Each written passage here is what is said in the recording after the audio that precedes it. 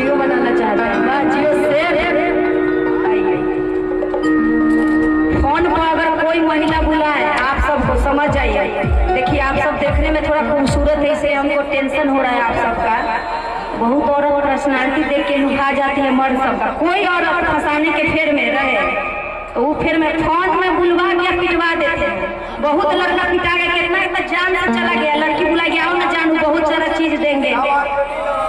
लड़की कहता है कि फोनवा न ढेर देगा बात आया माया